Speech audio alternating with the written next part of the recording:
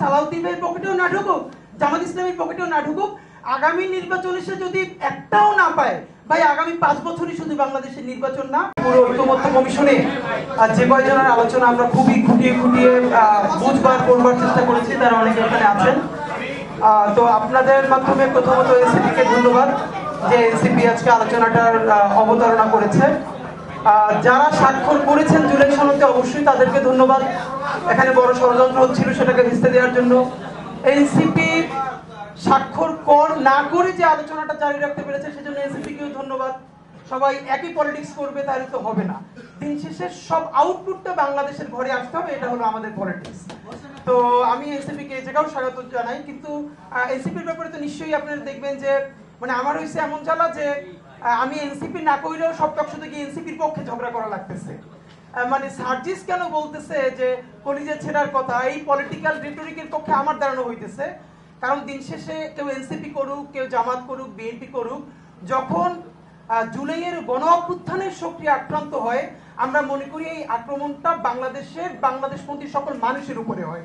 সুতরাং এটাকে প্রতিরোধ করা আমাদের সকলের দায়িত্ব হয়ে পড়ে। এখন এখানে আমি বরং শিশির ভাই আছেন, ভাইরা আছেন, আমি তাদের ইনসাইটটা বুঝবার জন্য আরো মনোযোগ দিয়ে শুনতে চাই।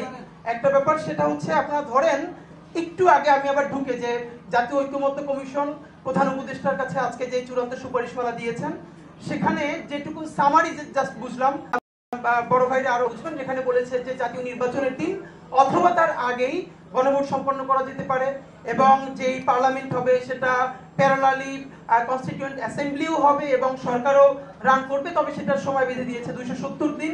এই 270 দিন পর্যন্ত এটা কনস্টিটিউয়েন্ট অ্যাসেম্বলি হিসেবে কাজ করবে, তারপরে আবার সে আগের ফর্মে ফিরে যাবে। এখন আমার একটা প্রশ্ন, সেটা হলো, যেটা আমি বলতে আমার মতো অবুঝ নাদান বান্দা যারা কোটি কোটি এই বাংলাদেশে আছে, যারা আইনজ্ঞ না, তাদের হয়ে আমি প্রশ্নটা জাস্ট বোঝার চেষ্টা করতেছি যে ধরেন নোট অফ ডিসেন্ট বিএনপি দিয়েছে, জামাত ইসলামীও দিয়েছে, হয়তো কিছু জায়গায় এনসিপি দিয়েছে। তো খুব মেজর কয়েকটা যদি আমরা ডেভেলপমেন্ট বলি, সেটা হলো উচ্চকক্ষে পিআর, এই ব্যাপারে তো বিএনপির নোট অফ ডিসেন্ট আছে। এখন আজকে আমি মাত্র ঢুকে দেখলাম যে প্রশ্নটা কি হবে গণভোটে। তো গণভোটে প্রশ্ন দেওয়া হয়েছে এটা ঐক্যমত্য কমিশনে, যে আপনি কি এই যে জুলাই সনদ এবং তার যে ইশতেহার, এটাকে সমর্থন করেন কি করেন না, এটা টিকতে থাকবে। এখন এই টিকের পরে ধরেন জুলাই সনদ পাস হয়ে গেল, মানে জনগণ ভোট দিল যে আমরা এই জুলাই সনদকে চাই। এখন এই জুলাই সনদ যেভাবে দেওয়া আছে এটা তো নোট, এখন বিএনপি পার্লামেন্ট সরকার ফর্ম করলো, তো বিএনপি এসে যদি বলে যে আমরা আপার হাউসে পিআর করতে পারবো না, এটা তো বলেই দিয়েছি এবং সেটা জুলাই সনদের মধ্যে দেওয়াও আছে, তো এইটা জেনেই তো মানুষ এটার পক্ষে ভোট দিয়েছে। তো তোমরা আমাকে প্রেশার দিচ্ছ কেন? আমি তো পারতেছি না।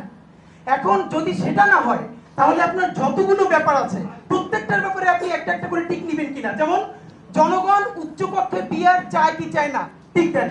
তাহলে এরকম করতে হলে তো আপনার 50টার বেশি টিক লাগবে। তার থেকেও বড় ব্যাপার হলো পিএইচডি যারা একমাত্র মনে হয় আইনের উপরে করে নাই আর পলিটিক্যাল সায়েন্সে করে নাই, বাকি সবাইরই তো আবার বিদেশে ট্রেনিং পাঠানো লাগবে খালি এই গুলো পড়বার জন্য যে এখানে আসলে পড়ছে কি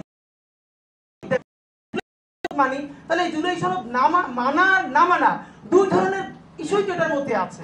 এক, আর যদি প্রত্যেকটা বিষয়ের উপরে টিক দিতে চান সেটা কোনো প্র্যাকটিক্যাল ব্যাপার না। তো আমাদের যেটা অত্যন্ত জরুরি সেটা হলো পলিটিক্যাল পার্টিগুলো আবারও বসে তাদের নোট অফ ডিসেন্ট গুলো কতটুকু কমাই আনা যায়, কারণ এই পরিমাণ নোট অফ ডিসেন্ট রেখে, এবং আমি বলতে চাই ধরেন বাংলাদেশে তো আরো গণভোট হয়েছে এবং খুব গুরুত্বপূর্ণ যদি গণভোটের জায়গায় শহীদ প্রেসিডেন্ট জিয়াউর রহমানের সময় হয়েছে, আমার জানা মতে এইরকম সিগনিফিকেন্ট নোট অফ ডিসেন্ট সহ পৃথিবীর কোথাও গণভোট দেওয়া হয়েছে কিনা এই হিস্ট্রিটা আমার জানা নাই। একটু এই যে একটু এটা কি যাবে না, তুলে দিচ্ছে। আচ্ছা, শেষের ভাই মাত্র আসলো, তাহলে আমরা এটার ডিটেইল শুনবো, যদি এটা ফাইন। কিন্তু ব্যাপার হলো এই হ্যাঁ, আমাদের যেটা একদম স্পষ্ট ছিল, জুলাই সনদ বাস্তবায়নের মধ্য দিয়ে আমরা যে নতুন নির্বাচনটা চাই সেটা, তবে এটাও বলা, এখন এনসিপি কি পলিটিক্সটা করতে চাই এটা তো আমিও ক্লিয়ার না, আপনারা কেউ ক্লিয়ার না, যে যার পলিটিক্সটা ভালো অর্থে করবে।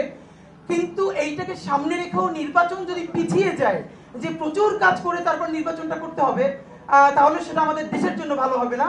তা আমাদের জন্য, এবং আমি ফাঁকে বলি যে শহীদ পরিবারকে তো আমরা সবাই যে যার কাজে ব্যবহার করি, আজকে এখানে আমরা সবাই বসে আছি, সামনে অনেক শহীদ পরিবার আছেন, তো তাই সামনে শহীদ পরিবার যাদের কাপড় চোপড় দেখলে আপনি বুঝতে পারবেন যে আসলে তাদের জীবনে তো কোনো পরিবর্তন আসে নাই, এটা তো বোঝা যায়।